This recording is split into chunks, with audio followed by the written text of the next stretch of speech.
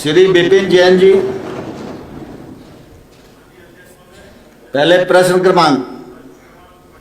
माननीय मंत्री जी। मैं उसका उत्तर पढ़ता हूँ। माननीय सदस्य।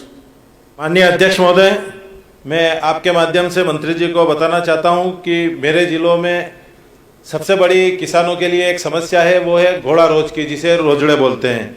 और उनकी संख्या इतनी तादाद में बढ़ चुकी है कि आए दिन 30, 40, 50 के झुंड में किसानों के खेत में आते हैं और किसान की फसल चौपट करते हैं।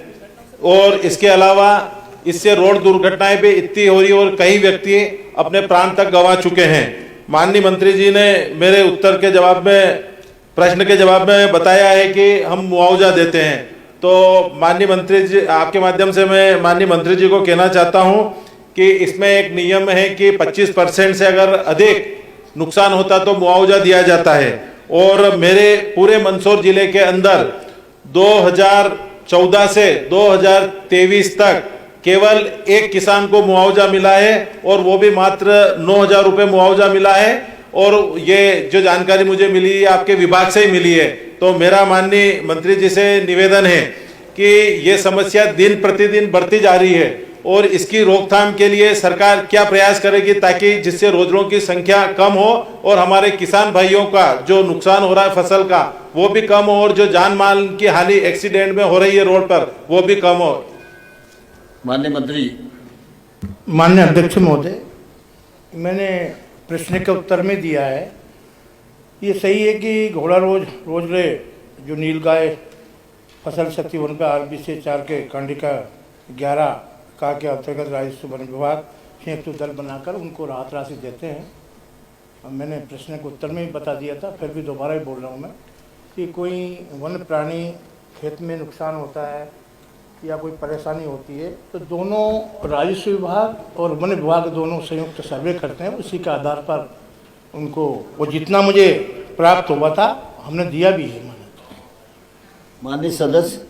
माननीय अध्यक्ष महोदय, मैं आपके माध्यम से मंत्री जी को बताना चाहता हूं कि इसमें 25% से ज़्यादा अगर फसल खराब होती तो मुआवजा दिया जाता है। और 2014 से 2023 तक यह आपके विभाग का जवाब है मेरे पास, केवल पूरे मंदसौर जिले के अंदर एक व्यक्ति को मुआवजा मिला है। और आए दिन किसान लोग आवेदन करते माननीय अध्यक्ष महोदय, लेकिन उनको मुआवजा नहीं दिया जाता है और इस समस्या का हल कोई मुआवजा भी नहीं है। माननीय अध्यक्ष महोदय, मैं आपके माध्यम से मंत्री जी को बताना चाहता हूं कि इसकी ऐसी कोई प्लानिंग की जाए या योजना बनाई जाए ताकि इनकी संख्या नहीं बढ़े, या तो इसकी नसबंदी कराई जाए या इनको पकड़ के वन क्षेत्र में छोड़ा जाए। ऐसी कोई ये समस्या, क्योंकि मेरे अकेले की नहीं है, पूरे उज्जैन संभाग की समस्या है माननीय अध्यक्ष महोदय, और प्रदेश की समस्या बनती जा रही है।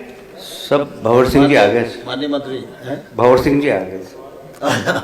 माननीय अध्यक्ष महोदय, माननीय सदस्य ने कहा है कि सिर्फ एक प्रकरण में सहायता मिली, फसल आने के उसमें 10 प्रकरणों में 67,716 रुपये का हमने भुगतान कर दिया गया है। माननीय अध्यक्ष महोदय, माननीय सदस्य की चिंता है कि इनके रोकथाम के लिए, तो रोकथाम के लिए हमने वन विभाग में सड़क किनारे वन प्राणी की उपस्थिति में सूचक बोर्ड भी लगाया गया है। रोकथाम के लिए मध्य प्रदेश में कहीं भी जहाँ वन विभाग की ज़मीन है वहाँ हमने बेड ब्रेकर भी लगाए हैं। तो रोकथाम की हम व्यवस्था कर रहे हैं। और अगर मान लो हमने एक आध दो बार यहाँ के जो नीलगाय और बाकी वन प्राणी है इनको हमने बाहर भी छोड़ा है, और इसकी मैं वन विभाग से बात करूँगा कि रोकथाम के और क्या अच्छे उपाय हो सकते हैं, मैं करूँगा। माननीय अध्यक्ष महोदय, मैं आपके माध्यम से मंत्री जी को बताना चाहता हूं कि इनकी संख्या अब लाखों में पहुंच गई है और आए दिन किसान इनसे परेशान है। या तो किसानों को बाड़ लगाने के लिए राशि दी जाए ताकि अपने खेत के चारों ओर वो तार फेंसिंग करें, उसके लिए इनको किसान भाइयों को सहायता राशि दी जाए। राजेंद्र जी, तो मेरा मंत्री जी और डिप्टी चीफ मिनिस्टर साहब से आग्रह है कि इस मामले में संबंधित विभाग और विशेषज्ञों से सलाह करके हमको कुछ न कुछ व्यवस्थित योजना बनाना चाहिए, क्योंकि ये धन भी एक तौर से विकसित हो रहा है और ये जितना ज़्यादा बढ़ जाएगा तो निश्चित रूप से प्रदेश को आगे दिक्कत का सामना करना अध्यक्ष पड़ेगा। महोदय, मैं आपके सुझाव पर माननीय मुख्यमंत्री जी का ध्यान भी आकर्षित करूंगा और हम इसके ऊपर निश्चित रूप से कोई एक कारगर कदम उठाएंगे। धन्यवाद।